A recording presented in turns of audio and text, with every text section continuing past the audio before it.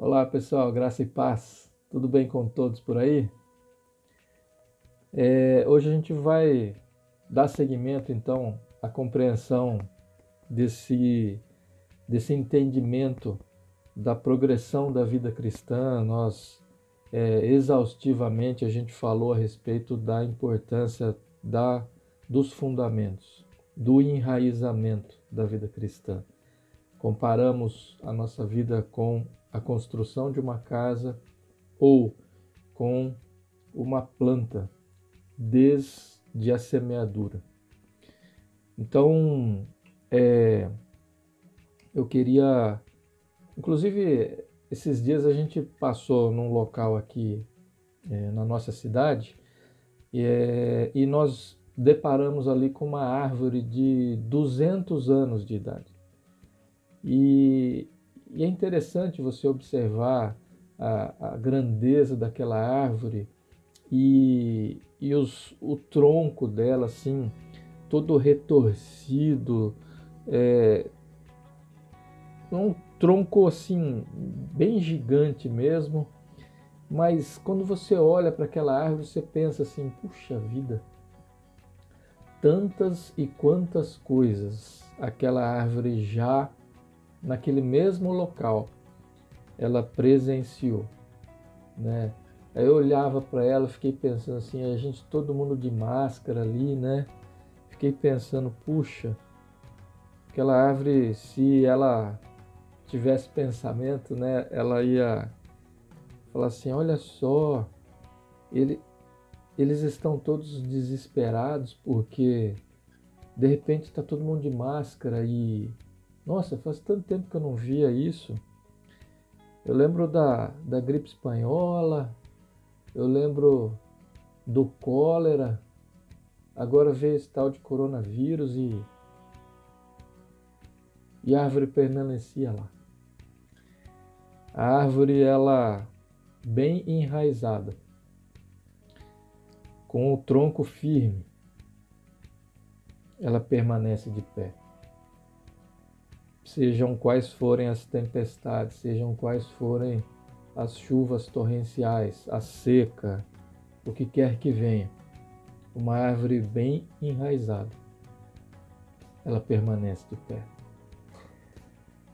Queridos, só para reforçar, queria dizer que tudo aquilo que a gente trabalhou nos vídeos anteriores a respeito da fé em Cristo, isso é o fundamento principal da nossa vida cristã.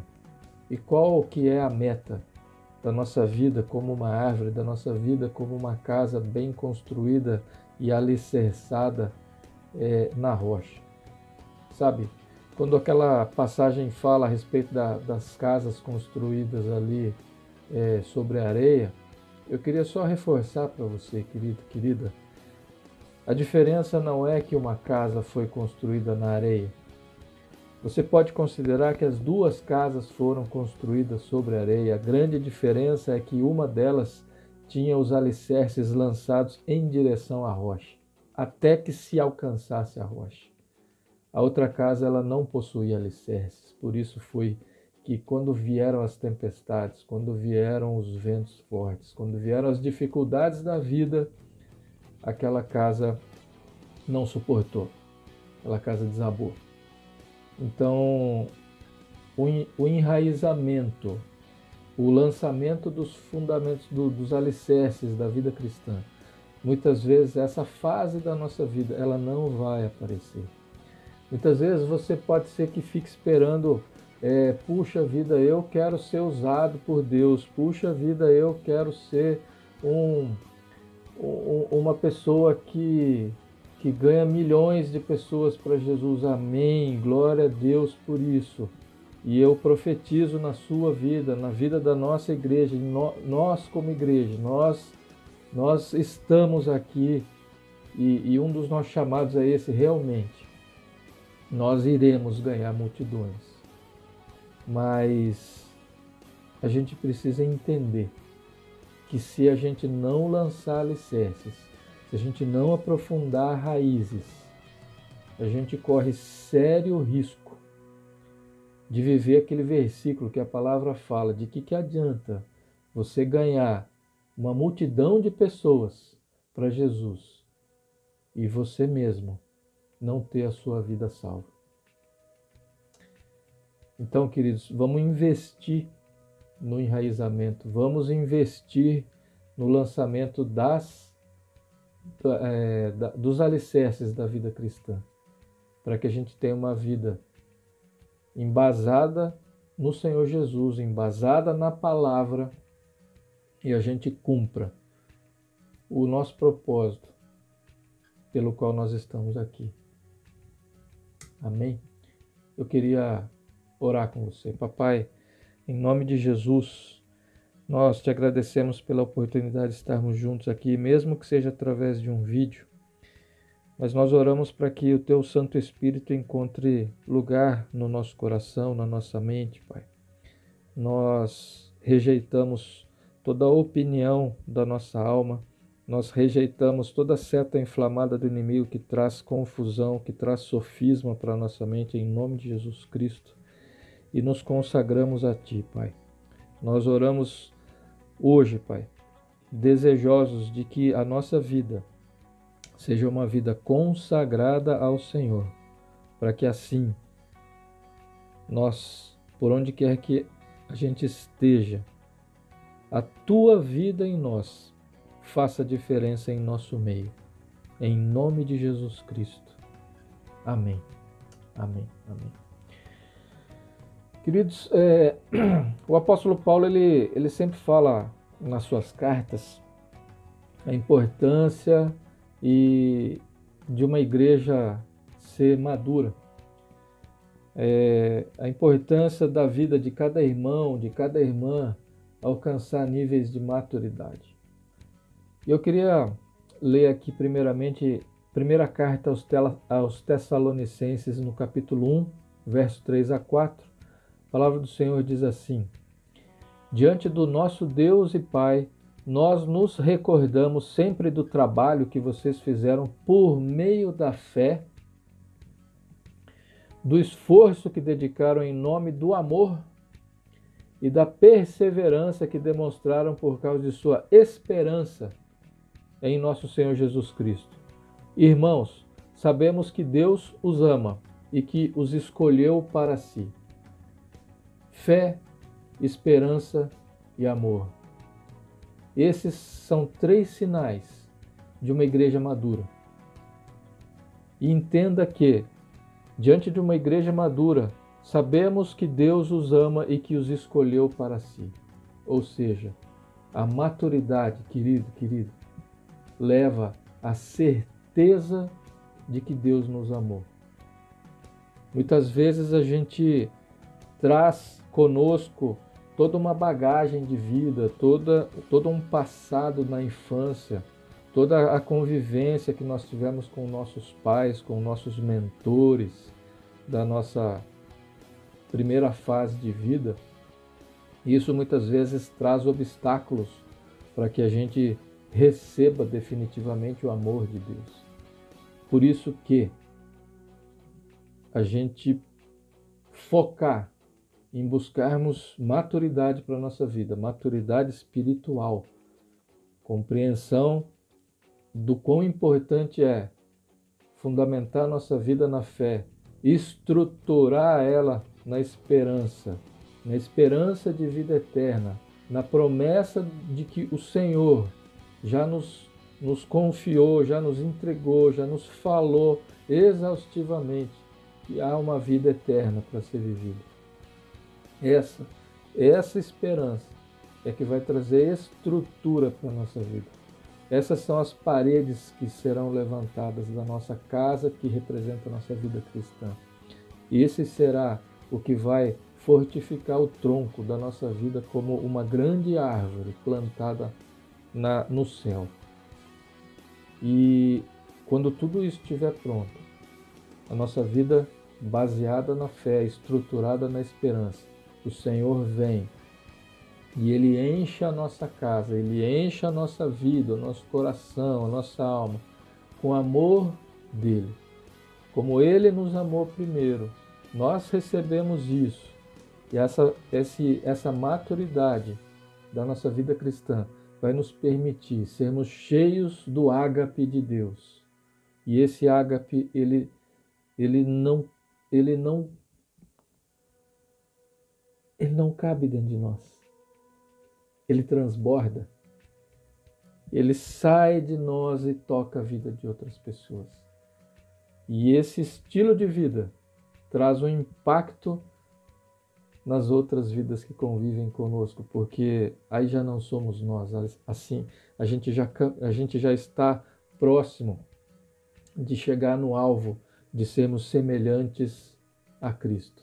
Onde quer que a gente esteja, o que quer que a gente fale, qualquer tipo de atitude, comportamento da nossa parte, vai refletir a pessoa do Senhor Jesus. E isso é o que traz impacto na vida das pessoas. Da mesma maneira que ele andava nas ruas de Jerusalém, de Cafarnaum, de onde quer que ele pisasse, o céu fazia parte daquele lugar. Sinais, prodígios, milagres, o toque de Jesus, o amor de Jesus, a misericórdia dele, a compreensão do coração humano, ele levava ao céu por onde quer que ele andasse. Assim é também com a tua vida, com a minha vida, assim é com a vida da igreja, que o Senhor está preparando, sem mancha, sem mácula, sem nada que possa ser dito contra ela. Uma noiva do Senhor Jesus, que leva o céu para onde quer que ela vá.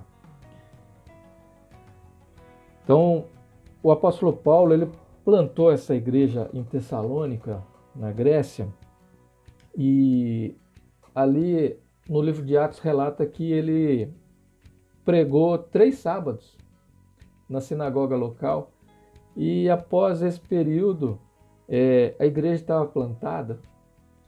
Então imagina a intensidade, como a vida do apóstolo Paulo significava para onde quer que ele andasse. E ali, aquele povo era um povo que, assim, de uma cultura bem trabalhada, só que era um povo idólatra, era um povo que tinha vários deuses. Então, o apóstolo Paulo, ele pregava usando a razão, usando inteligência. E era um povo que, assim, tinha muita dificuldade de acreditar em ressurreição. Então, o apóstolo Paulo, ele usou muito da pregação a respeito da segunda vinda do Senhor Jesus. Ele usava as escrituras para provar que Jesus Cristo era o Messias, que ele já havia vindo e que ele voltaria. Então, ele tendo morrido por amor a cada um de nós, ele prometeu assim: eu vou voltar. E essa era a essência, essa era a temática da pregação de Paulo ali em Tessalônica. E lógico, Tessalônica era uma cidade estratégica para a pregação e para a propagação do evangelho. Era uma cidade portuária, era uma cidade onde as rotas comerciais faziam parte. Ali, aquela via ignátia dos romanos passava pela cidade de Tessalônica, ou seja, estrategicamente ela era importantíssima para a propagação do evangelho. Então, tinha toda uma alegria e uma expectativa no coração do apóstolo Paulo. E ali, colocando essa expectativa nos gregos ali de Tessalônica, a respeito da segunda vinda do Senhor Jesus, ele pregava a importância de se levar um estilo de vida em santidade, porque a segunda vinda é iminente, ninguém sabe a hora, mas é importante estar pronto e preparado para a segunda vinda do Senhor. Então essa foi a essência da pregação do apóstolo Paulo. E aí, o que, que ele queria dizer? Ele estava apresentando para os gregos ali daquela cidade um Deus que é santo e que, por ser santo, ele estava deixando muito claro, através desse versículo, que Deus, ele espera de mim, de você, de todos nós, uma vida que busca, uma vida santa e uma vida de consagração. Então, no capítulo 4 da mesma carta aos Tessalonicenses, na parte A do verso 3 e no verso 7, o apóstolo Paulo diz a seguinte mensagem: a vontade de Deus é que vocês vivam em santidade, porque Deus não nos chamou para a impureza, mas para a santidade. Agora, querido, eu queria fazer uma distinção e uma compreensão a respeito da diferença entre pecado e impureza. Pecado, basicamente, é um ato voluntário que ofende a Deus, mas que pode ser perdoado através do derramamento de sangue de uma criatura sem mancha, sem mácula, sem pecado. Ok? Impureza é um ato nem sempre voluntário que entristece a Deus, mas que pode ser limpo através da lavagem de água pura. Ok?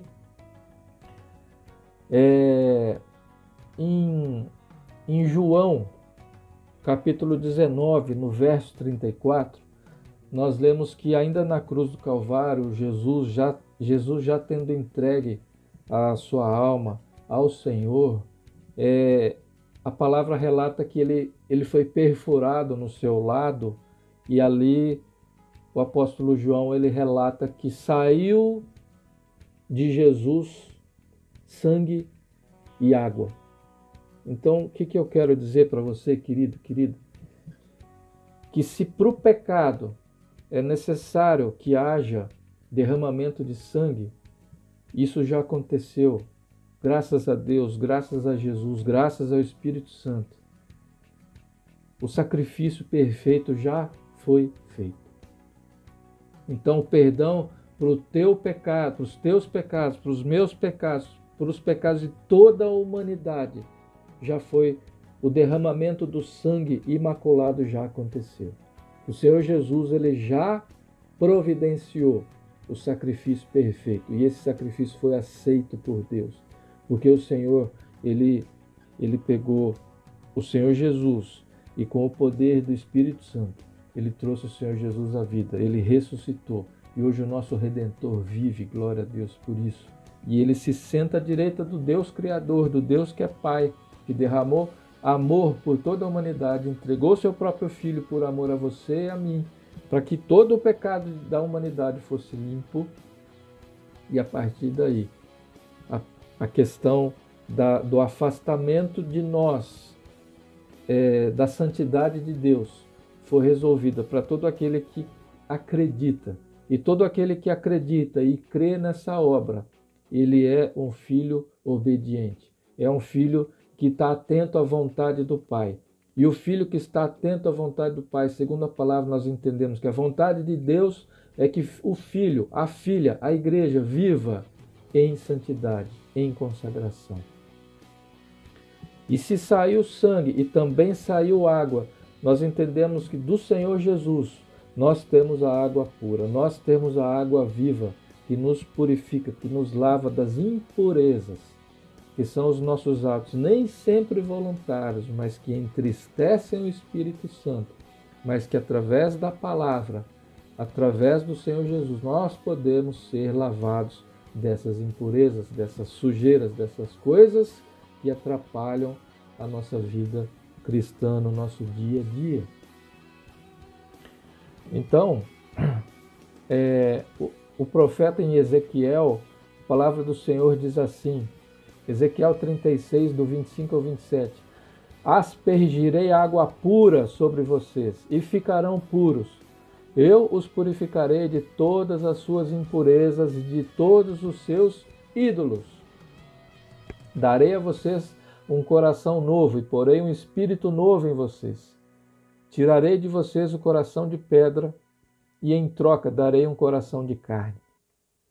Porei o meu espírito em vocês e os levarei a agir segundo os meus decretos e a obedecer fielmente às minhas leis. Às vezes você pode falar, mas pastor, é difícil. Mas pastor, eu não consigo. Pastor, eu tento, mas não dá. Sabe, nós acabamos de ler. O Senhor, essa parte do é difícil, essa parte do eu não consigo, Ele sabe como é que é. Ele sabe que não é fácil para mim, para você. Mas Ele fala, Ele aspergirá água pura e vocês ficarão puros. Eu os purificarei de todas as impurezas e de todos os seus ídolos. Ele dá um coração novo. Ele tira o coração de pedra. Ele põe o Espírito Santo e nos conduz a agir segundo os decretos dele e obedecer fielmente às leis dele. Ou seja, ele fala assim, gente, a minha vontade é que vocês tenham uma vida de santidade, uma vida de consagração. Mas eu também dou o meio. Eu também forneço as ferramentas. Eu dou o meu espírito para que através dele vocês consigam. Eu derramo sobre vocês a minha graça, o favor meu, para que vocês sejam capacitados a conseguirem isso. O problema, sabe qual é? O problema é na hora da escolha. A hora da escolha, ela é minha e sua. A hora da escolha, ela é nossa. A hora da escolha é da igreja. Então, como que a gente pode chegar nesse ponto? É quando a gente conhece Deus. Por que o profeta ele fala, ele associa impureza com idolatria? Porque isso tem a ver com relação íntima. Impureza sexual e idolatria na Bíblia, ela é o tempo todo comparada com adultério. Então, impureza, idolatria tem a ver com relação íntima de um casal. Tem a ver com a mesma palavra que na Bíblia está escrito, Adão conheceu Eva. Quando a Bíblia fala, você precisa conhecer a Deus, é necessário que a gente tenha um nível de relação tão íntimo, mas tão íntimo, que a própria palavra de Deus compara com essa relação íntima de um casal. Então, se a gente não compreender que a gente precisa chegar, alcançar esse nível de relação tão profundo, de uma intimidade tão grande, de uma cumplicidade que seja comparável à cumplicidade de um casal que se ama, que se importa com a felicidade do outro, não com a felicidade de si mesmo, porque a idolatria ela tem a ver com a minha felicidade, com o que eu vou ganhar com tal coisa. Então, por isso que todo esse texto que nós lemos de Ezequiel, a impureza ela está relacionada com a idolatria, para que a gente compreenda que se a gente não escolher buscar conhecer a Deus, assim como a gente se relaciona intimamente, dificilmente a gente vai chegar num nível onde a gente possa escolher viver uma vida de santidade e de consagração. A gente escolha pegar todas essas ferramentas que o Senhor nos dá toda essa graça, toda a herança do Espírito Santo na nossa vida, para que a gente consiga alcançar aquilo que a gente não conseguia, porque através do Espírito Santo, através do poder de Deus, através do conhecer intimamente ao Senhor, aí a gente é fortalecido a fazer a escolha de viver um estilo de vida, de santidade e de consagração ao Senhor. Então, quando a Bíblia nos alerta a respeito de imoralidade sexual e adultério, na verdade ela está nos alertando que nós fazemos isso contra o próprio Deus. Olha só, 1 Tessalonicenses 4, 3-8. Pois a vontade de Deus é a santificação de vocês. 2 pontos. Que se abstenham da imoralidade sexual, que cada um de vocês saiba controlar o seu próprio corpo em santificação e honra. Controlar o seu próprio corpo tem a ver com domínio próprio, que é fornecido por quem? Pelo Espírito Santo. Não com desejos imorais, como os gentios que não conhecem a Deus. E que nesta matéria ninguém ofenda nem defraude o seu irmão. O que significa isso? O apóstolo Paulo está preocupado com essa libertinagem que estava acontecendo ali na igreja de Tessalônica. Então, ele estava falando para os amados irmãos ali da igreja, querido, toma cuidado com essa área. Essa área é uma área onde você pode ultrapassar limites com a tua conduta, com o teu estilo de vida. E às vezes, tendo ultrapassado limites, você acaba causando na vida de uma irmã, de um irmão, um anseio por algo que você não pode suprir se você não fizer algo que seja ilícito, porque você não pode ter relação com alguém se você não for casado com essa pessoa. Então, irmão, irmã, toma cuidado, esse caminho é um caminho perigoso, esse é um caminho que ofende a Deus, né? Porque contra todas estas coisas, como antes já avisamos e testificamos, o Senhor é o vingador.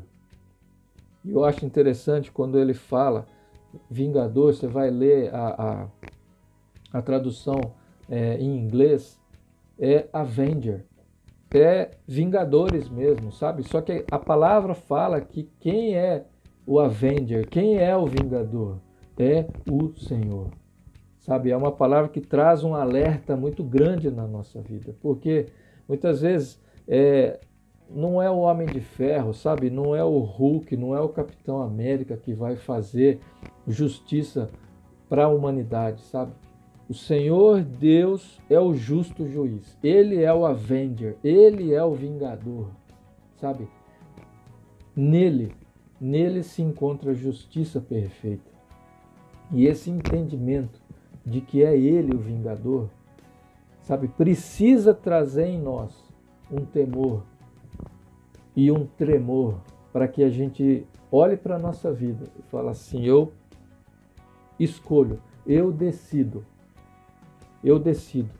andar, buscar uma vida de santidade, uma vida de consagração ao Senhor, não por medo, mas por respeito, mas por conhecer intimamente esse justo juiz, por conhecer profundamente esse avenger, esse vingador, que é o Deus poderoso, que me amou primeiro, que te amou primeiro, que amou primeiro toda a humanidade.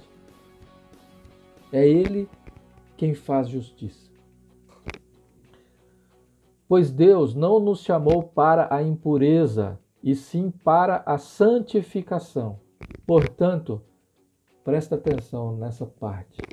Quem rejeita estas coisas não rejeita uma pessoa, mas rejeita Deus, que também dá o seu Espírito Santo a vocês. Ou seja, o apóstolo Paulo é claríssimo.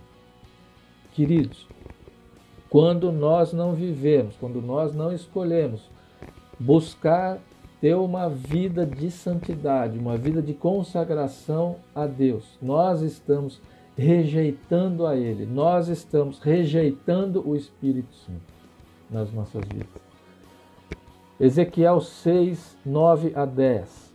Ali, nas nações para onde vocês tiverem sido levados cativos, aqueles que escaparem se lembrarão de mim.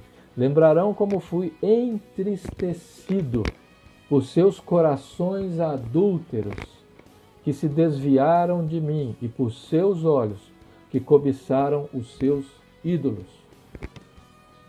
Terão nojo de vocês mesmos, por causa do mal que fizeram e por causa de todas as suas práticas repugnantes. E saberão que eu sou o Senhor, que não ameacei em vão trazer esta desgraça sobre eles.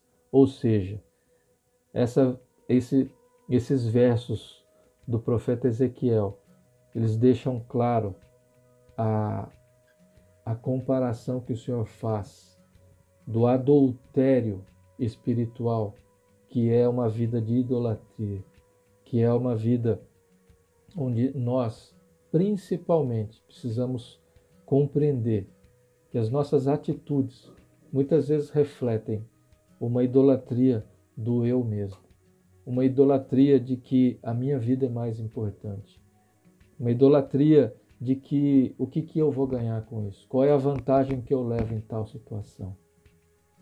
E esse tipo de comportamento, esse tipo de estilo de vida, é um estilo de vida que o Senhor Deus, ele alerta a mim, a você, a toda a igreja, que é um estilo de vida que não é o que ele espera, não é o que agrada ao coração dele, muito pelo contrário, é um estilo de vida que o entristece. A idolatria nossa é comparada a um comportamento de adultério contra o amor que Deus primeiramente derramou por mim, por você e por toda a humanidade. É um comportamento que entristece ao Senhor. Então, de tudo isso, o que eu quero trazer como coisa prática para a minha vida, para a nossa vida? Na verdade, é uma questão de escolha da nossa parte e saber que nós temos ajuda da parte dele. Então, se a minha e a tua parte é escolhermos e é optarmos por viver uma vida de santidade, é porque a gente sabe que é a vontade de Deus. Porque às vezes a gente fica lá, sabe, na nossa cabeça a gente fica pensando, puxa vida, qual será que é a vontade de Deus para mim?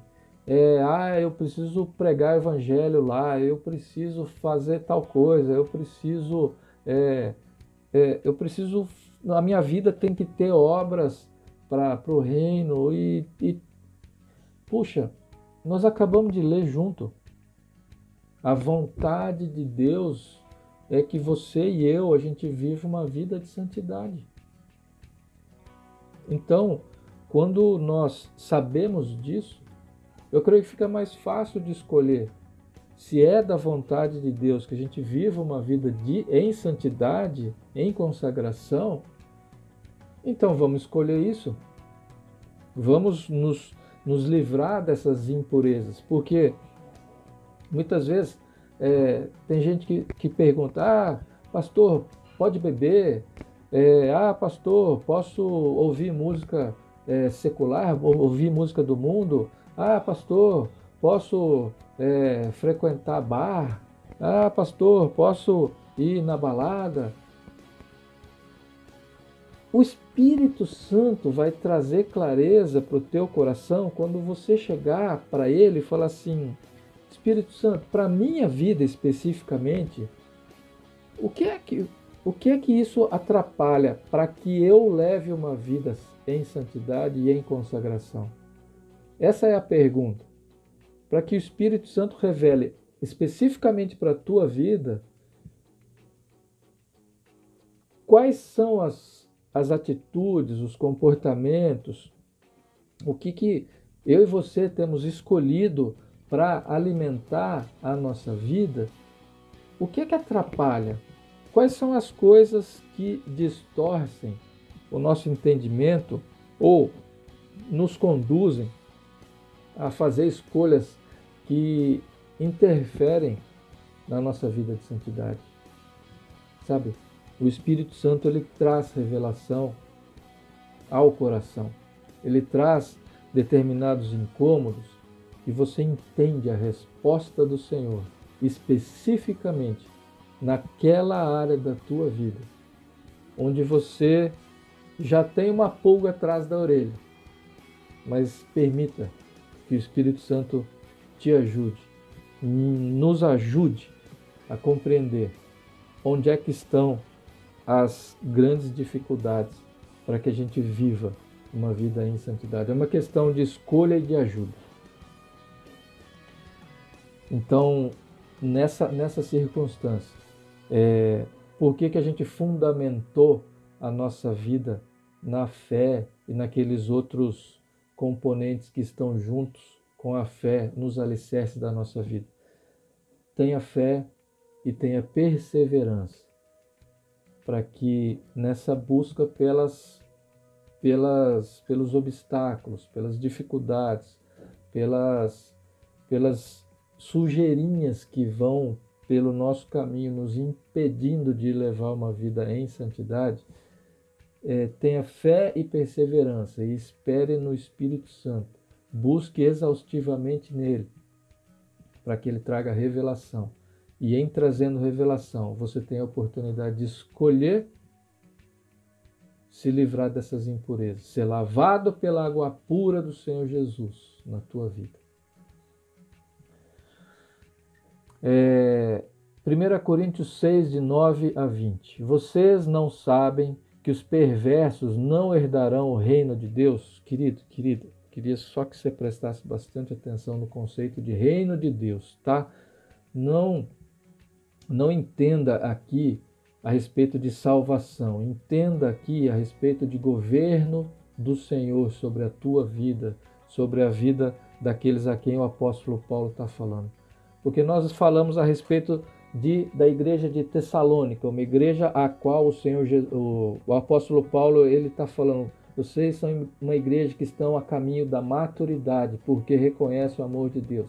Quando ele fala a igreja lá de Corinto, ele fala para uma igreja imatura, ele fala para uma igreja que ainda não está andando em fé, em esperança e repleta do amor de Deus. Então, quando ele fala reino de Deus, ele fala a respeito da liderança do Espírito Santo. Ok? Então, quem não está debaixo dessa liderança ainda do governo do Espírito Santo, da liderança do Senhor, não se deixe enganar, nem imorais, nem idólatras, nem adúlteros, nem homossexuais passivos ou ativos, e nem ladrões, nem avarentos, nem alcoólatras, nem caluniadores, nem trapaceiros herdarão o reino de Deus. O que significa isso?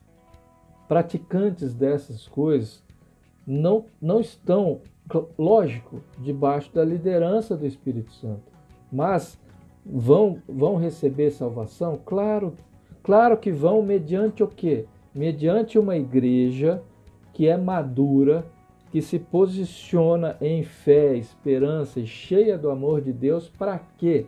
Para fazer a diferença para essas pessoas que ainda não estão debaixo do reino de Deus, do governo de Deus, da liderança do Espírito Santo, e apresentem a esses amados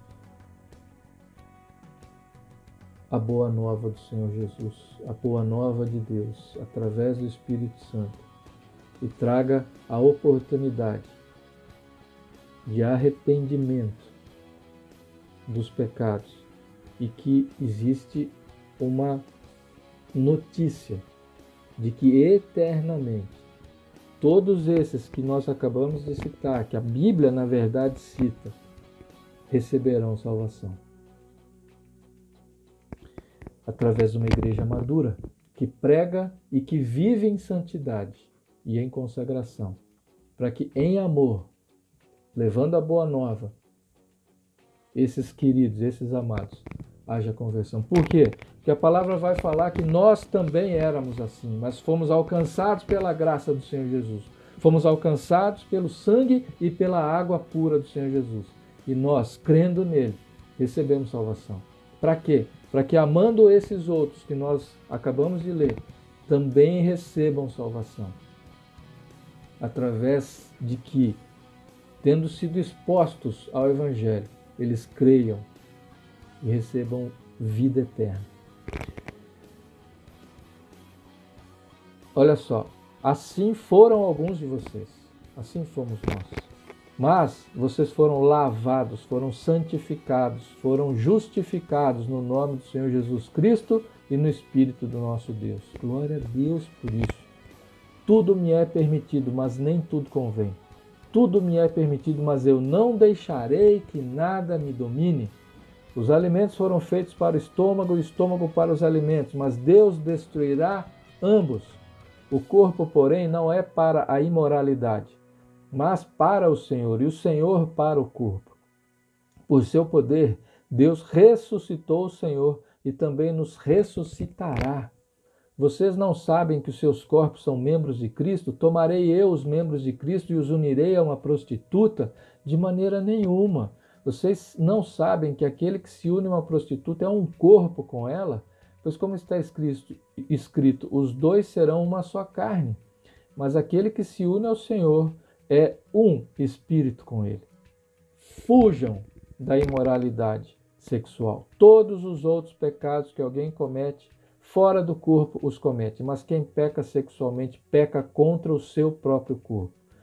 Acaso não sabem que o corpo de vocês é santuário do Espírito Santo que habita em vocês, que lhes foi dado por Deus e que vocês não são de vocês mesmos? Vocês foram comprados por alto preço, o sangue do Senhor Jesus. Portanto, glorifiquem a Deus com o seu próprio corpo. Então, qual é a mensagem que o apóstolo dá?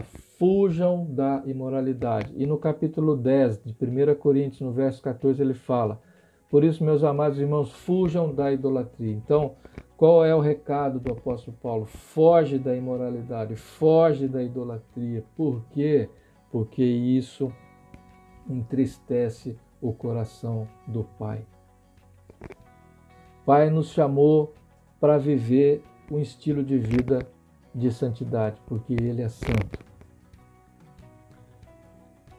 No livro de Hebreus, no capítulo 12, do 1 ao 14, a palavra do Senhor diz assim: portanto, também nós, uma vez que estamos rodeados por tão grande nuvem de testemunhas, livremo-nos de tudo o que nos atrapalha, que são as impurezas do dia a dia, da nossa vida, aquelas coisas que nós escolhemos nos expor, receber alimento disso, e do pecado que nos envolve, e corramos com perseverança a corrida que nos é proposta, tendo os olhos fitos em quem? Em Jesus, aquele que entregou o sangue e a água, autor e consumador da nossa fé, a base da vida cristã. Ele, pela alegria que lhe fora proposta, suportou a cruz, desprezando a vergonha, e assentou-se à direita do trono de Deus. Aleluia!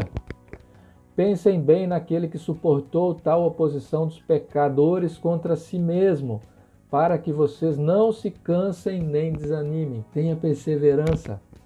Na luta contra o pecado, vocês ainda não resistiram até o ponto de derramar o próprio sangue.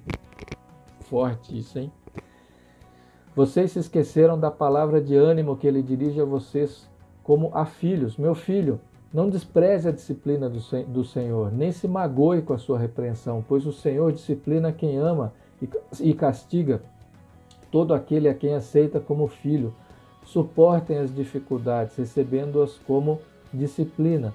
Deus os trata como filhos. Entenda que quando a disciplina vem, quando a correção vem, é algo que muitas vezes entristece o nosso coração, mas o filho maduro é aquele que, quando é corrigido, ele se alegra.